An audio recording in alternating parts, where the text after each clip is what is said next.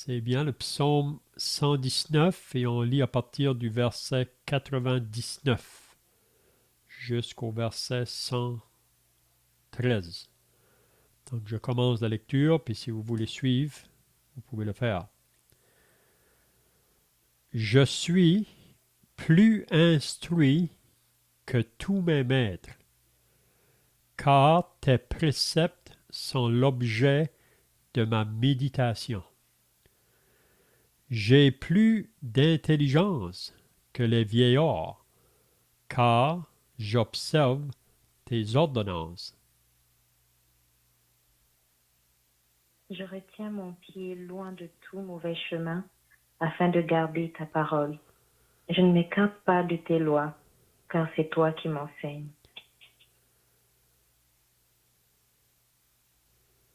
Que tes paroles sont douces à mon palais, plus que le miel à ma bouche. Par tes ordonnances, je deviens intelligent. Aussi, je hais toute voix de mensonge. Ta parole est une lampe à mes pieds et une lumière sur mon sentier. Je jure et je le tiendrai d'observer les lois de ta justice. Je suis profondément humilié. Éternel, rends-moi la vie conformément à ta parole. Accueille favorablement les sentiments que j'exprime, Éternel, et enseigne-moi tes lois. Ma vie est continuellement exposée, et je n'oublie point ta loi. Des méchants me tendent des pièges, et je ne m'égare pas loin de tes ordonnances.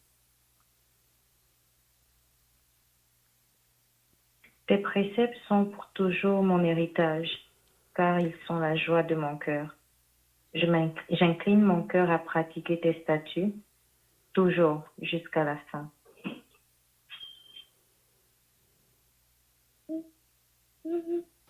Je déteste les hommes indécis, mais j'aime ta loi. Mon refuge et mon bouclier, c'est toi. J'espère en ta promesse. Amen. C'est bien, donc, si vous étiez là la semaine passée, on est toujours dans ce psaume 119. Ça fait déjà plusieurs semaines qu'on a commencé ce psaume. Puis, vous savez que ce psaume est le plus lent des psaumes. Il a 176 versets. Puis, il est divisé en 22 parties de 8 versets chacun. On sait que il y a 150 psaumes. Puis vraiment, les psaumes, ce sont souvent des méditations que des personnages ont fait. Puis c'est surtout des personnes qui prenaient leur joie ou leur plaisir à faire la volonté de Dieu, à connaître la volonté de Dieu.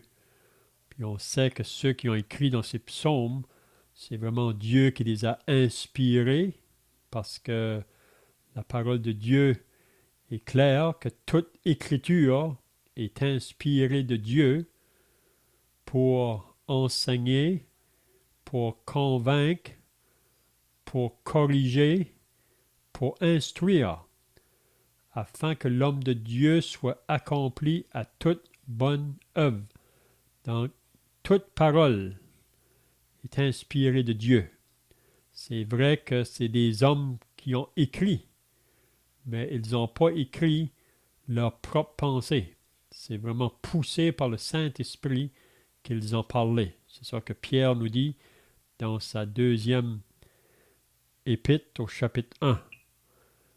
On vit dans un monde aujourd'hui où que beaucoup refusent de lire la parole de Dieu parce que ils vont vous dire que c'est seulement les hommes qui ont écrit ça.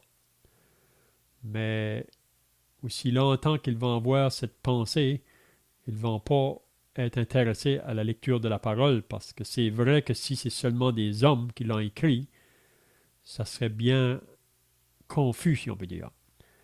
Mais c'est vraiment des hommes qui ont écrit, mais poussés par l'Esprit de Dieu.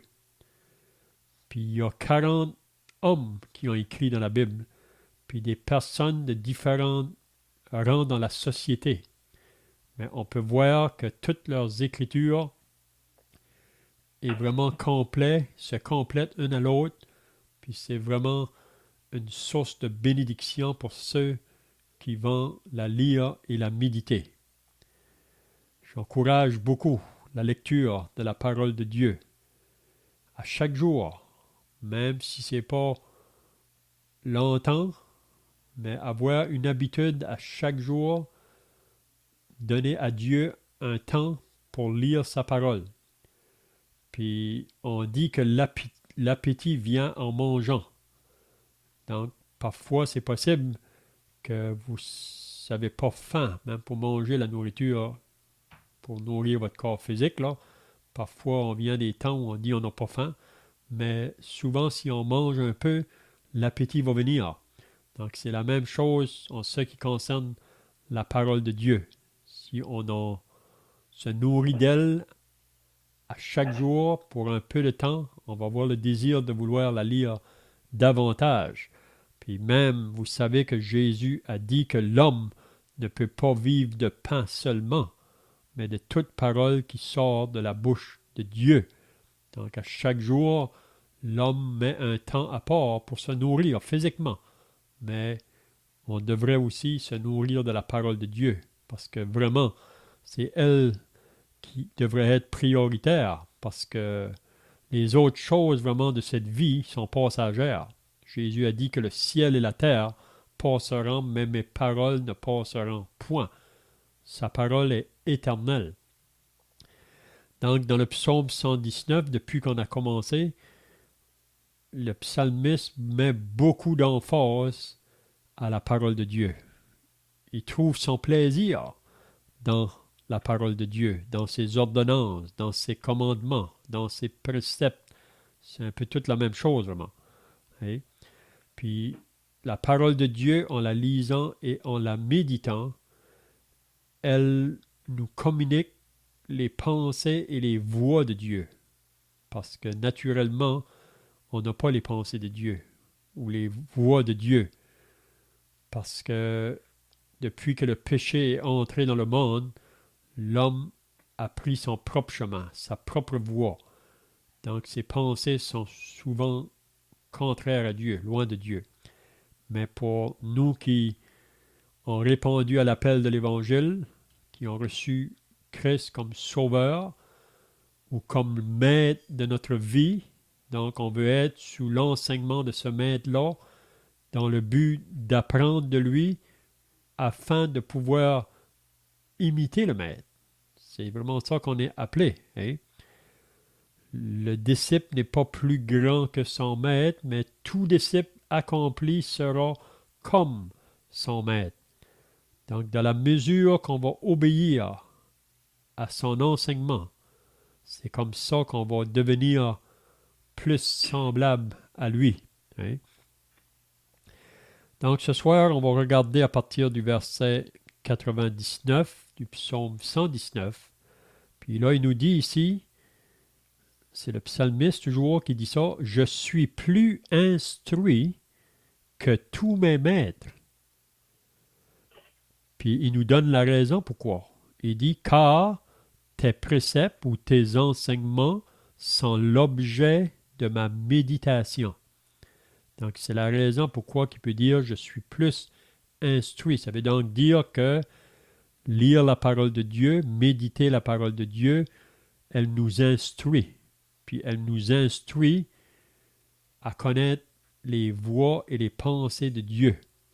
Parce que vous savez, l'homme naturel, l'apôtre Paul nous dit ça dans l'Épître aux Corinthiens, au chapitre 2, que l'homme naturel ne peut pas comprendre les choses de l'Esprit de Dieu.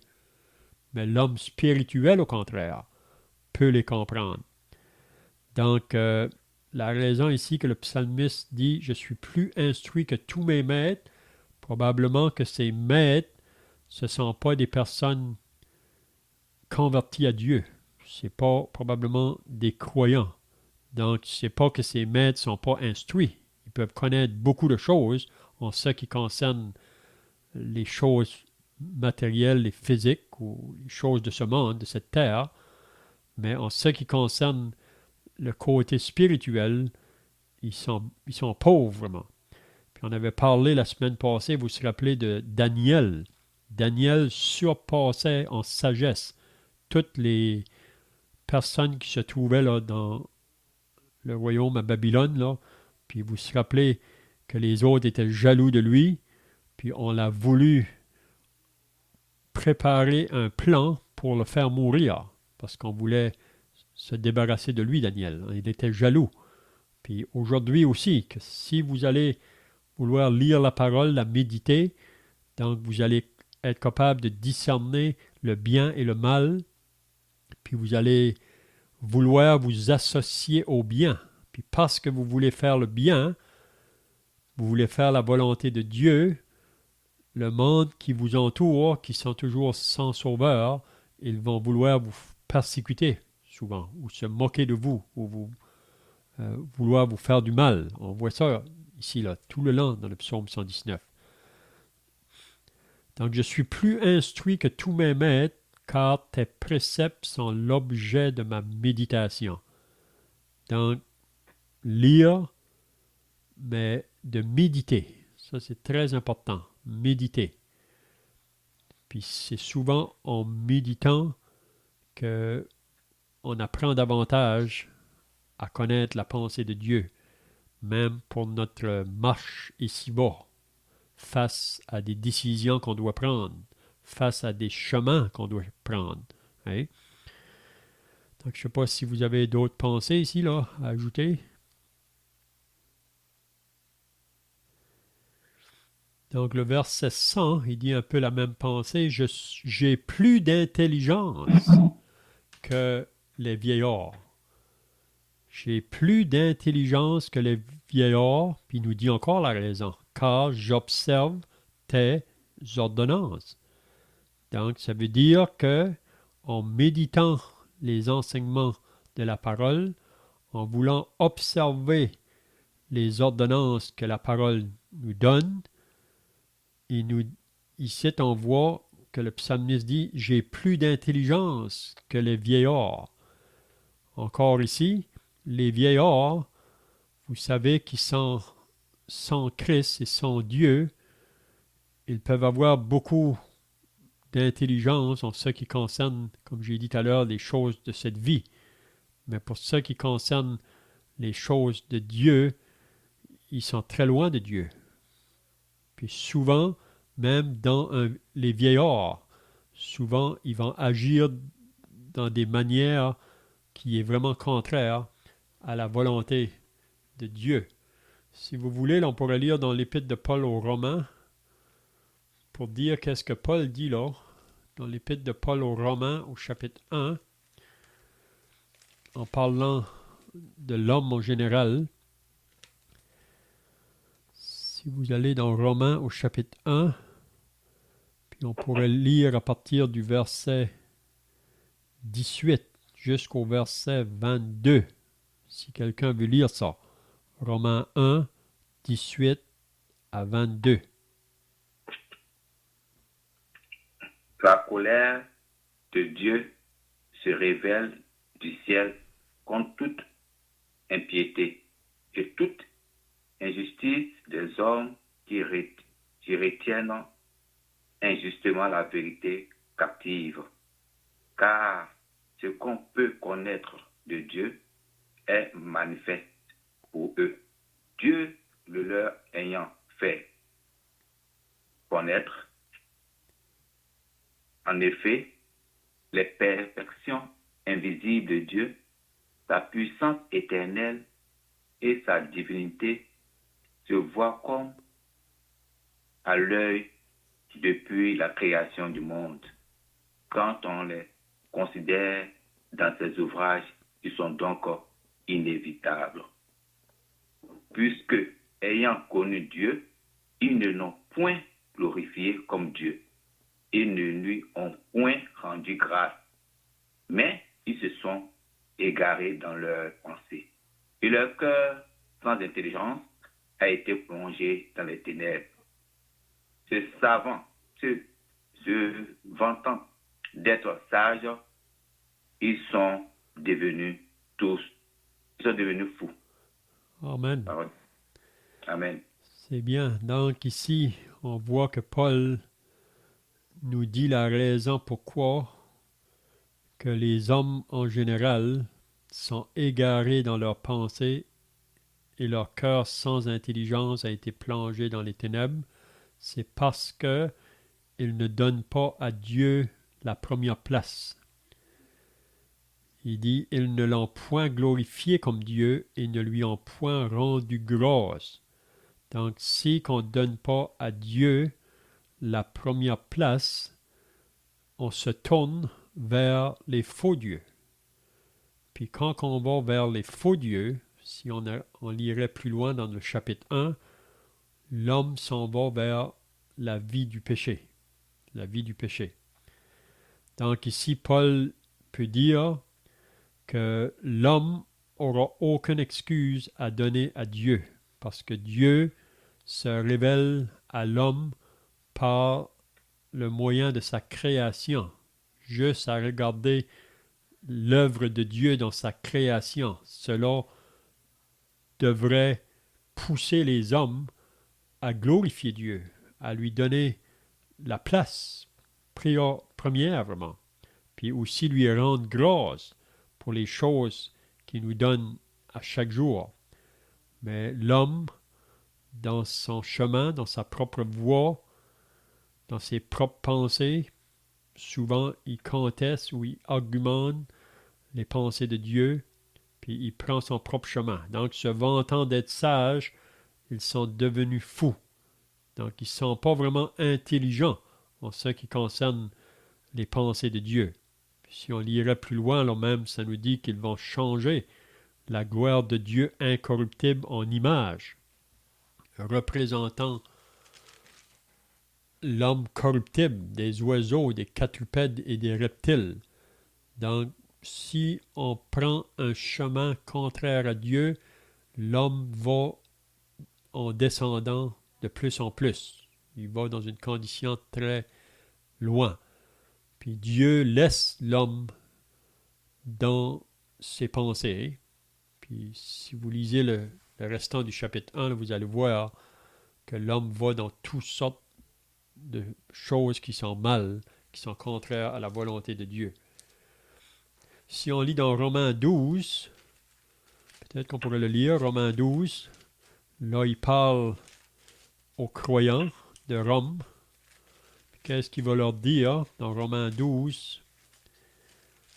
Si quelqu'un voudrait lire le verset 1 et 2 de Romains 12.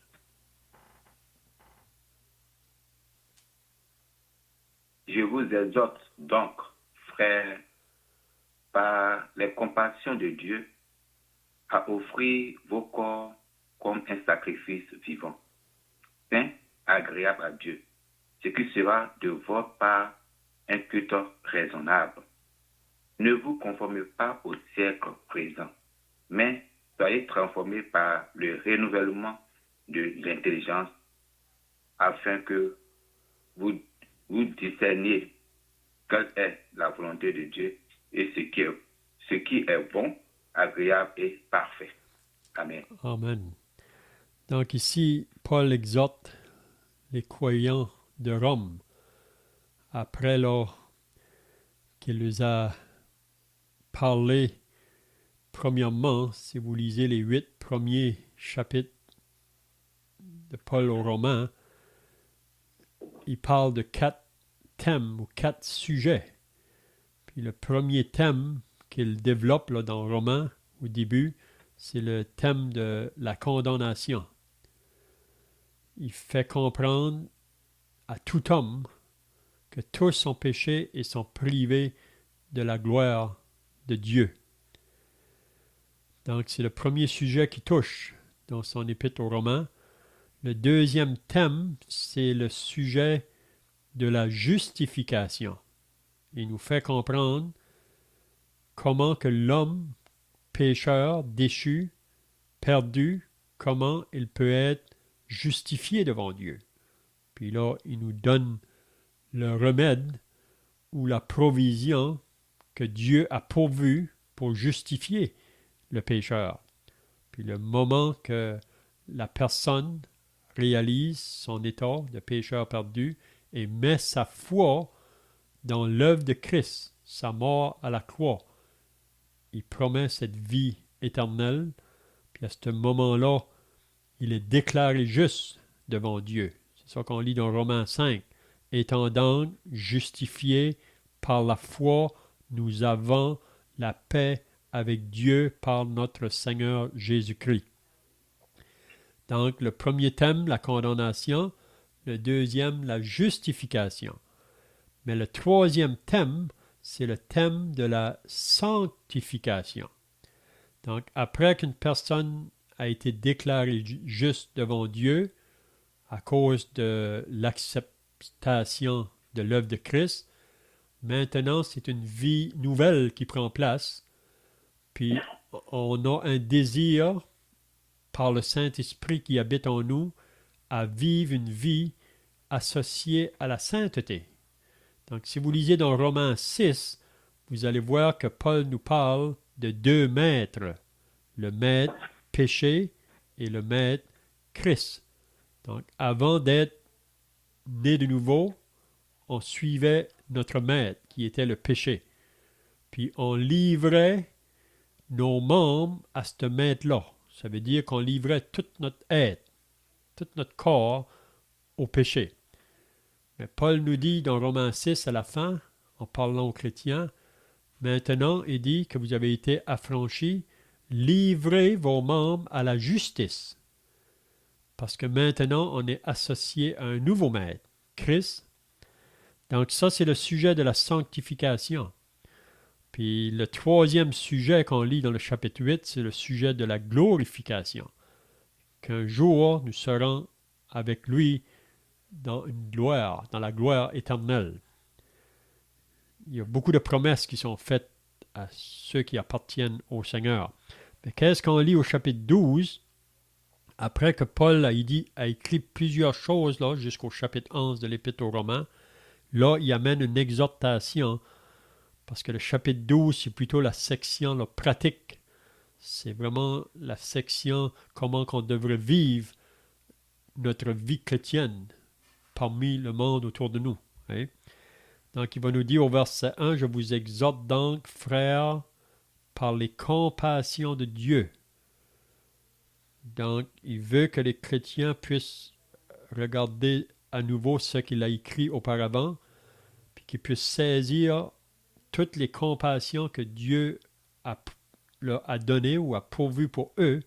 Donc, ça devrait nous pousser à nous offrir davantage à vouloir servir ce Dieu-là. Quand on réalise la grandeur de son amour qui a manifesté pour nous, le prix qu'il a payé pour acheter nos âmes, ça devrait nous pousser à vouloir le servir davantage. Puis c'est ça que Paul dit, à offrir vos corps comme un sacrifice vivant, saint, agréable à Dieu, ce qui sera de votre part un culte raisonnable.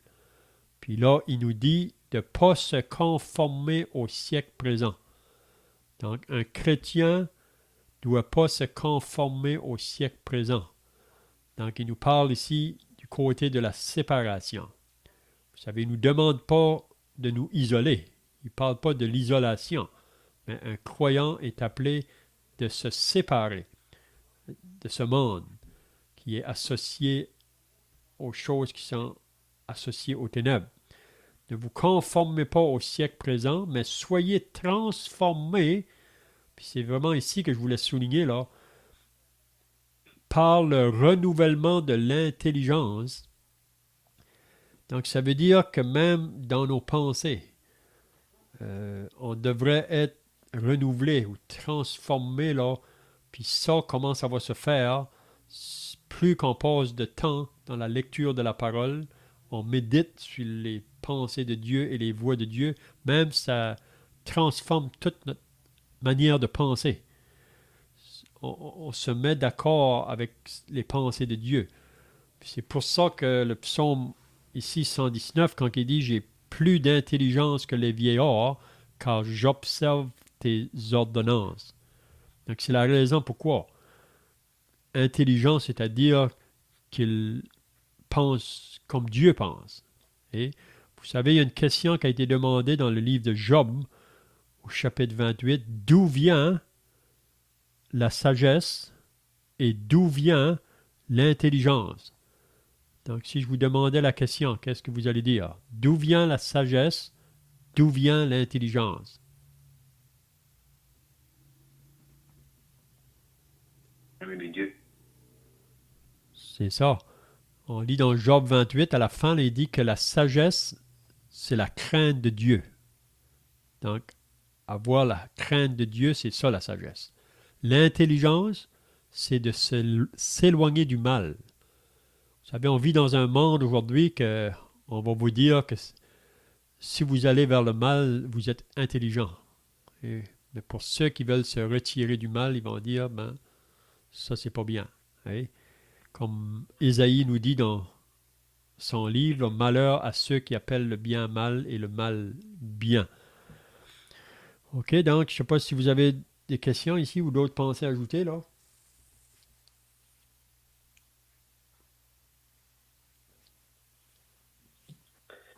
En fait, quand le psalmiste dit qu'il est plus intelligent ou plus instruit que ses maîtres et plus intelligent que les vieillards, il n'est pas en train de se vanter. Il ne parle pas de l'intelligence qui lui vient de lui-même, d'une intelligence extrême et exceptionnelle qu'il aurait reçue de Dieu, si ce n'est que ce qu'il déclare en réalité vraiment, réellement, c'est que c'est la parole de Dieu, c'est Dieu lui-même qui lui a communiqué cette science, cette sagesse, cette intelligence. Et donc, qui peut rivaliser avec Dieu? Et tu l'as bien dit, Léon, c'est en considérant, méditant, lisant la parole qu'on acquiert cette intelligence et cette sagesse. Je voulais juste peut-être préciser que beaucoup de gens peuvent lire la Bible et ne point acquérir cette sagesse. Pourquoi cette intelligence? Pourquoi? Parce qu'ils ne la reconnaissent pas nécessairement comme autorité dans leur vie. Ils ne la reconnaissent pas nécessairement non plus pleinement et entièrement comme étant la parole de Dieu. Et il ne faut pas s'égarer et, se tromper et considérer que ce qui est religieux, et on peut mettre beaucoup de choses là-dedans, c'est conforme à Dieu. Donc aujourd'hui, il y a beaucoup de gens qui disent croire dans la Bible. On pourrait nommer beaucoup de religions, de très grandes religions qui disent croire dans la Bible, mais lorsqu'on examine ces religions, ces sectes, si vous voulez, dites chrétiennes même, on se rend compte qu'ils ont une autre autorité que la Bible. On pourrait mentionner plusieurs religions et plusieurs autres autorités, par exemple la tour de garde. Quand il y a des témoins de Jéhovah qui peuvent visiter aux portes, ils vont inviter les gens à lire la tour de garde. C'est leur autorité. Ce n'est pas nécessairement directement pour eux-mêmes. Donc, il y a plein de choses qui... Et c'est pas nouveau. On le sait que le diable, depuis le commencement, a toujours utilisé la parole de Dieu pour tromper.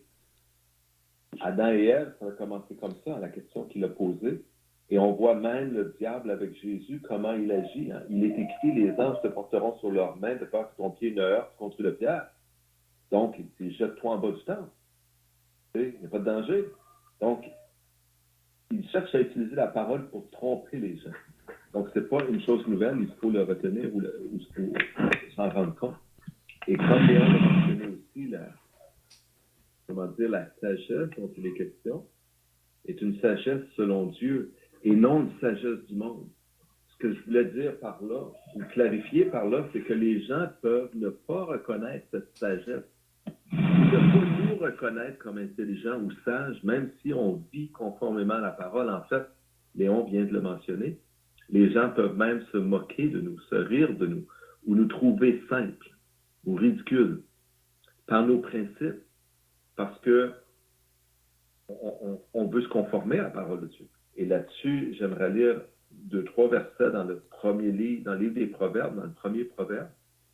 Et au verset 20, on va voir comment Dieu s'adresse à l'homme en général. Verset 20, il dit, la sagesse crie dans les rues. Elle élève sa voix dans les places. Elle crie à l'entrée des lieux bruyants, aux portes, dans la ville. Elle fait entendre ses paroles. Jusqu'à quand, stupide, aimerez-vous la stupidité? Jusqu'à quand les moqueurs se plairont-ils à la moquerie? Et les insensés haïront-ils la science? Tournez-vous pour écouter ma réprimande. Voici, je répandrai sur vous mon esprit. Je vous ferai connaître mes paroles. Donc, on voit que l'homme qui se croit sage et intelligent et dont le cœur a été enténébré au contraire, va se vanter de sa connaissance, de sa science, se vantant d'être sage. Hein, il nous est dit, ils sont devenus fous. Donc, c'est tout à fait le contraire. Et Léon mentionnait tout ce que les hommes, ce en quoi même ils peuvent se confier. La dernière fois, j'avais mentionné l'exemple des gens qui vont croire de la force dans la nature, ou mon père qui avait été opéré pour faire mettre un bypass au cœur et qui comptait que j'avais une lumière, puis je me sentais bien, puis c'était chaleureux. Les gens vont se confier dans toutes sortes d'expériences et d'interprétations au lieu de se confier directement dans ce que Dieu dit. Et qu'est-ce que Dieu dit? Je ne sais pas pour vous, mais il me semble que quand je parle à des inconvertis, je ne cherche pas tellement à utiliser ce langage-là, c'est-à-dire ce qu'on vient de lire au verset 22 du premier livre des Proverbes. Jusqu'à quand, stupide, aimerez-vous la stupidité? Mais ce qu'il faut saisir, c'est pas que Dieu cherche à insulter les gens, mais il nous parle ouvertement comment il voit les gens qui rejettent sa parole pour se confier dans leurs propres pensées à eux.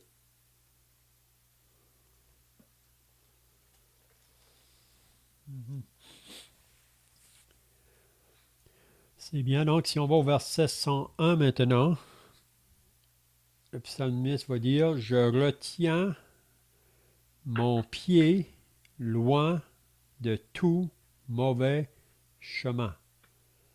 Donc, on peut voir que c'est une détermination ou une volonté. C'est un peu comme Daniel dans le premier chapitre de Daniel, là, qui dit qu'il avait résolu dans son cœur de ne pas se souiller avec les mets du roi. Donc, c'est une résolution. Donc, ici, il va dire, je retiens mon pied loin de tout mauvais chemin. Donc, ça veut dire qu'il y a des chemins qu'il ne va pas s'engager dedans. C'est un peu comme le psaume 1er. Heureux l'homme qui ne marche pas selon le conseil des méchants, qui ne s'arrête pas sur la voie des pécheurs et qui ne s'assit pas en compagnie des moqueurs, mais qui trouve son plaisir dans la loi de l'Éternel et qui la médite jour et nuit. Donc, je retiens mon pied loin de tout mauvais chemin. Donc, qu'est-ce qui fait que le psalmiste ici va discerner les mauvais chemins? C'est parce que la parole de Dieu a beaucoup de place dans sa vie. Et c'est un peu comme qu'on avait lu au début du 119 là. Je serre ta parole dans mon cœur afin de ne point pécher contre toi. Donc, je retiens mon pied loin de tout mauvais chemin. Ça veut donc dire qu'il y a des endroits où que je ne vais pas, parce que c'est contraire à la volonté de Dieu.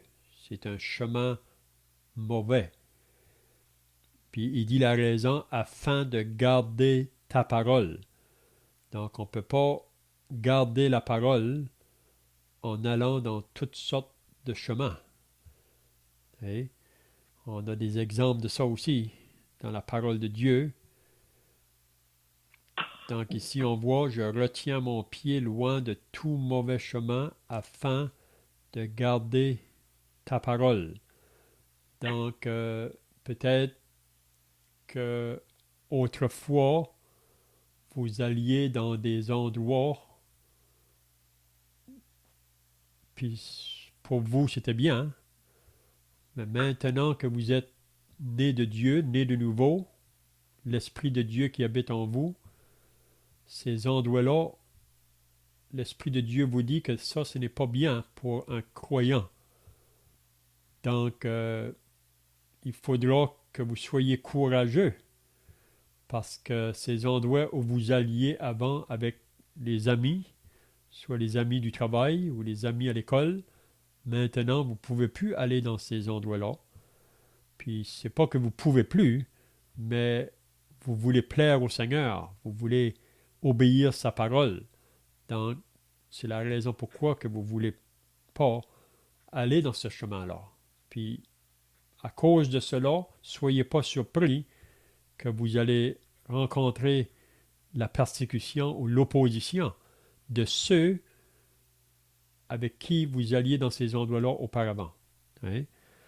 Donc, je retiens mon pied loin de tout mauvais chemin afin de garder ta parole. Je ne m'écarte pas de tes lois. Donc, on voit un homme vraiment qui veut s'attacher à la parole, puis comme on a dit tout à l'heure, pas seulement la lire, mais il veut la comprendre, il va la méditer, il veut aussi l'obéir. Vous savez que dans Jacques, on peut peut-être lire le verset, là, dans Jacques au chapitre 1, Jacques met beaucoup l'importance de mettre en pratique la parole. Et si on lit dans Jacques au chapitre 1, à partir du verset 22, si quelqu'un veut lire là, du verset 22 au verset 25.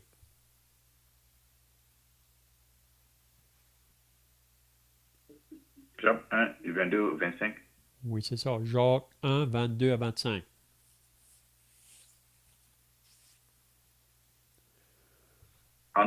En tout cela, Job Non, ne pécha c'est dans point. l'épître de Jacques. L'épître de Jacques. Juste à la fin. En Job, Oui, Jacques. Jacques. Oui, Jacques, oui. À la fin du Ah, Nouveau Testament, là, juste avant Pierre. j'ai pensé à Job, à Oui, Jacques. c'est ça. Ouais. Ok, C'est Jacques 1, verset 22 à 25. ok. La parole de Dieu.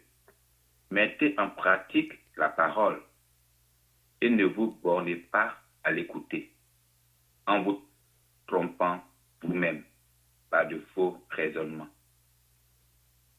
Car si quelqu'un écoute la parole et ne la met pas en pratique, il est semblable à un homme qui regarde dans un miroir son visage naturel et qui, après s'être regardé, s'en va et oublie aussitôt comment il est. Mais celui qui aura plongé les regards dans la loi parfaite, la loi de la liberté, et qui aura persévéré, n'étant pas un auditeur oublieux, mais se mettant à l'œuvre, celui-là sera heureux dans son activité. Amen.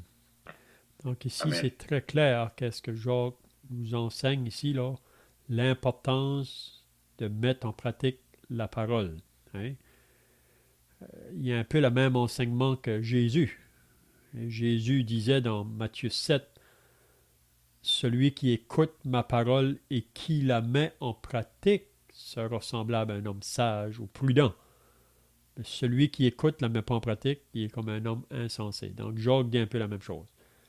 Donc l'importance de mettre en pratique la parole. Donc on peut dire qu'il y a un effort de notre part. Et c'est de vouloir, puis même pour la mettre en pratique, souvent il faut la lire, il faut méditer pour essayer de comprendre. Hein? Mais ensuite, après que le Seigneur nous révèle sa pensée, là, la mettre en pratique, c'est qu'on va obéir à cette parole-là, puis elle va être un bienfait pour nous. Elle va apporter une bénédiction dans notre vie. Hein? C'est ça qu'il nous dit ici, là. Donc, je vois que le temps passe, là. Donc, peut-être qu'on pourrait finir là, le verset 102 à 104, les 3 derniers versets de cette partie ici, là. Donc, il dit au verset 102, « Je ne m'écarte pas de tes lois. » C'est toujours la même pensée, là.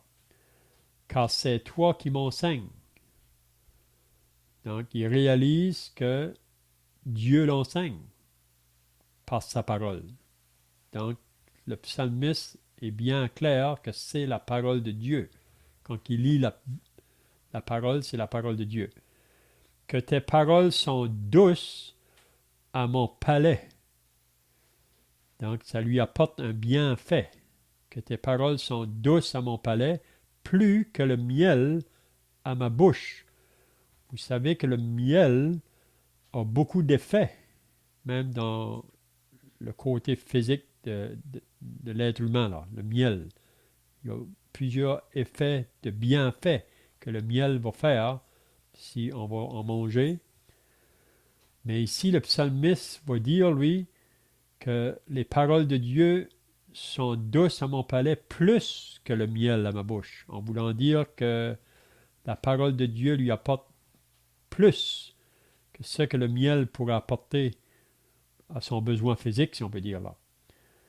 Puis là, il va dire, par tes ordonnances, je deviens intelligent. Donc, c'est comme qu'on disait tout à l'heure, c'est en obéissant aux ordonnances ou à la parole de Dieu, c'est ça qui fait que le psalmiste est intelligent en ce qui concerne Dieu. Parce que comme on disait tout à l'heure, parfois, peut-être pour le monde autour, c'est un fou, et c'est un simple. Et parce que le monde est tellement contraire à la pensée de Dieu que si une personne veut marcher conformément à la volonté de Dieu, parfois il peut être passé pour un ridicule, si on peut dire. Par tes ordonnances, je deviens intelligent. Aussi, je hais toute voix de mensonge. Donc, il cite le psalmiste aussi, il nous dit qu'il va haïr toute voix de mensonge. Donc, il ne va pas s'associer avec le mensonge. Vous savez que le mensonge, c'est le diable vraiment qui est le père du mensonge. Donc, si on va vouloir suivre Dieu, on veut toujours être associé à la vérité. C'est ça que Paul dit dans Éphésiens au chapitre 4. C'est pourquoi renoncer au mensonge et il faut dire la vérité. Hein? C'est bien. Je ne sais pas si vous avez d'autres pensées ici pour terminer là. Le temps est passé. Oui, je fais deux brefs commentaires. Juste sur le verset 101, où on parle des mauvais chemins. Donc, je retiens mon pied loin de tout mauvais chemin. Dans la vraie vie, dans la pratique, pour nous, qu'est-ce que ça représente? Je vais donner quelques petits exemples, si on veut. C'est-à-dire que si j'ai un choix à faire pour le lieu même où je vais habiter, est-ce que c'est un mauvais chemin? Je dois le considérer. La carrière, le travail que je vais accomplir, en quelle région est-ce qu'il sera? Est-ce que je pourrais me regrouper avec des chrétiens comme le veut le Seigneur? Donc, ça peut être aussi un mauvais chemin. La personne avec qui je vais me marier, ça peut être un mauvais chemin. Donc, il y a plusieurs choses qu'on pourrait appliquer à notre vie. On pourrait en donner beaucoup, beaucoup d'exemples. Et c'est des choix qu'on a à faire pour éviter, comme le psalmiste, c'est pas quelque chose qui se fait tout seul. Hein. Il retient son pied loin de tout mauvais chemin, donc il prend une direction qui lui permet d'éviter de s'égarer. L'autre commentaire est très bref, c'est face au verset 103. Ça concerne la comparaison comme le miel. C'était juste pour dire que le Seigneur Jésus a fait des comparaisons de sa parole aussi, quand il a dit « L'homme ne vivra pas de pain seulement, mais de toute parole qui sort de la bouche de Dieu ». C'est une comparaison, si on veut, avec des aliments pour se nourrir le corps, et le miel, c'est un peu la même chose, un autre parallèle qu'on peut faire, tout simplement. Mm-hmm. C'est bien, on va terminer par la prière, puis ensuite on peut chanter un cantique. Notre Dieu et notre Père, nous voulons encore terminer par la prière, réalisant que ta parole a été une source de bénédiction sur nous ce soir. Nous réalisons qu'elle fait toujours un effet dans nos vies, même si que parfois nous ne le réalisons pas toujours, parce qu'elle est comme une eau pure, donc elle fait son œuvre en nous. Donc on te rend grâce pour ta parole, et on voudrait, comme le psalmiste ici, vouloir l'obéir et la mettre en pratique dans nos vies, en sachant que c'est cela qui nous apportera ta bénédiction. Donc on veut encore te prier pour ceux qui nous entourent, pour ceux qui sont toujours sans Christ. On les remet devant toi ce soir, nous réalisant que c'est pas que nous avons quelque chose de plus qu'eux. C'est pas à cause des œuvres de justice que nous aurions faites, mais c'est par pure grâce que tu nous as sauvés, que tu nous as fait passer des ténèbres à la lumière. Donc on prie pour d'autres autour de nous, qu'ils pourraient aussi passer par ce chemin-là. Donc nous remettons cette lecture devant toi au nom du Seigneur Jésus. Amen.